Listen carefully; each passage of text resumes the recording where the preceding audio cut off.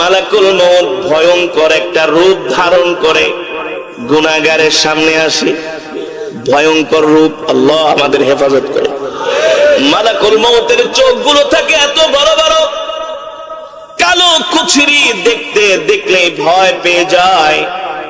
এই কারণে দেখবেন কিছু মানুষ মৃত্যুর আগে অস্বাভাবিক আচরণ করে, চোখগুলো বড় বড় হয়ে যায়। দেখবেন কিছু মানুষ পানির জন্য ছটফট করে, হাই হুতাশ করে, করে কি করে না?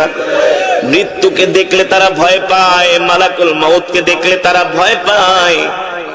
মালাকুল মউত আইসা বলে, এই জীবনে বহুত বাড়াবাড়ি করছস,